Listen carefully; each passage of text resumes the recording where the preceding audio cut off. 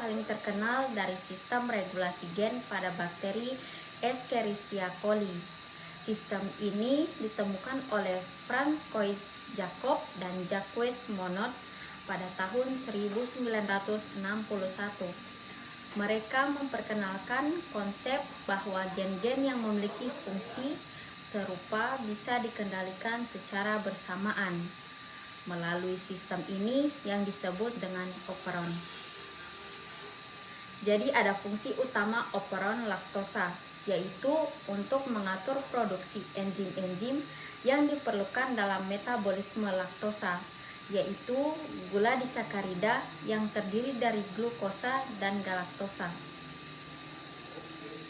Bakteri E. coli lebih memilih glukosa sebagai sumber energi utama. Namun, ketika glukosa tidak tersedia dan hanya laktosa yang ada, maka bakteri akan mengaktifkan operon ini untuk memanfaatkan laktosa.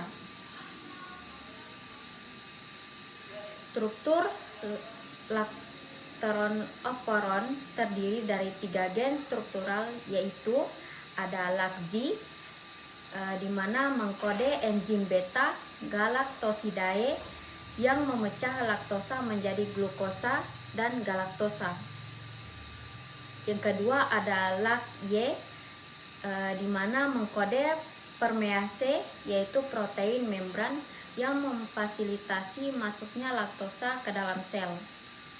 Yang ketiga ada LAC-A, yaitu mengkode transacetilase yang fungsinya belum terlalu jelas dalam metabolisme laktosa. Operon ini juga memiliki elemen regulasi seperti promotor sebagai tempat menempelnya RNA polimerase dan operator sebagai tempat menempelnya represor. Di luar operon ada gen LAC-L yang mengkode protein represor, di mana represor ini sangat penting untuk mengatur apakah gen LAC-Z, LAC-Y, dan LAC-A akan diekspresikan atau tidak. Laktosa sangat tergantung pada keberadaan laktosa di lingkungan sel. Jika laktosa tidak tersedia, maka protein reseptor dihasilkan oleh gen LACL akan aktif dan menempel pada operator. Ketika ini terjadi, RNA polimerase tidak bisa bergerak maju dari promotor untuk menyalin gen struktural. Akibatnya tidak ada enzim beta galaktosidase dan permease yang dihasilkan, dan operon dalam keadaan off. Namun jika laktosa tersedia, sebagian dari laktosa akan diubah menjadi alolaktosa yang berfungsi sebagai induktor. Alolaktosa ini akan menempel pada represor dan menyebabkan perubahan bentuk pada represor tersebut. Akibatnya, represor tidak bisa lagi menempel pada operator dan RNA polimerase bisa mulai melakukan transkripsi terhadap gen LACZ, LACY, LACA.